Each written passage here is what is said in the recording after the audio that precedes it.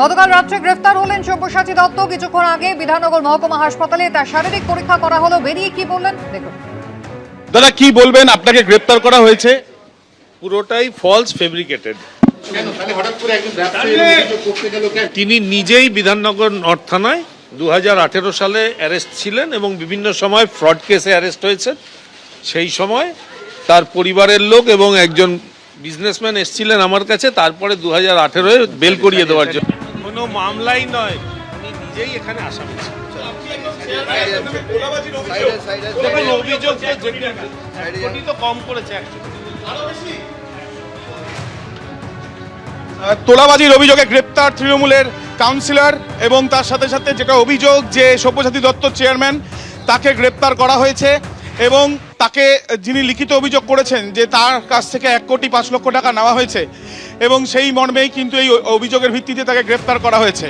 যে সময় এই ঘটনা সেই সময় সব্যসাচী দত্ত তিনি বিধায়ক ছিলেন এমনটাও জানা যাচ্ছে এবং গতকাল রাত্রিবেলা তার রাজারহাটের বাড়ি থেকে তাকে বিধাননগর উত্তর থানায় পুলিশ তারা গ্রেপ্তার করে। কিছুক্ষণ আগে মেডিকেল পরীক্ষার পর তাকে নিয়ে আসা হয়েছে বিধাননগর উত্তর থানাতে।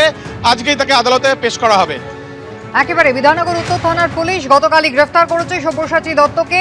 বিধাননগর পুরসভার চেয়ারম্যান সব্যসাচী দত্ত পুলিশের জালে। তার বিরুদ্ধে তোলাবাজির অভিযোগ, যদিও সব্যসাচী দত্ত তিনি কিন্তু বারবার দাবি করছেন যিনি অভিযোগ করেছেন তিনি নিজেই অভিযুক্ত। অভিযোগ যে কেউ করতে পারে, কিন্তু সমস্তটাই মিথ্যে, সমস্তটাই সাজানো। সব্যসাচী দত্তের এমনটাই অভিযোগ। অভিযোগ যে কেউ করতে পারে, কিন্তু 1 টাকা যদি আমাকে কোনোদিন দিয়ে থাকে, প্রমাণ করতে পারে, আমাকে ফাঁসি কাটে দিয়ে দিক, আমি রাজি আছি। সব্যসাচী দত্ত গ্রেফতার হয়ে গেলেন পুলিশের হাতে। গতকালই গ্রেফতার হয়েছেন তিনি। তোলাবাজির অভিযোগ রয়েছে তার বিরুদ্ধে। 1,05,00,000 টাকা তোলা নিয়েছিলেন এক ব্যবসায়ীর কাছ থেকে, এমনটাই অভিযোগ লিপিবদ্ধ হয়েছে এবং তারই প্রেক্ষিতে বিধাননগর উত্তর থানার পুলিশ গতকাল গ্রেফতার করল সব্যসাচী দত্তকে।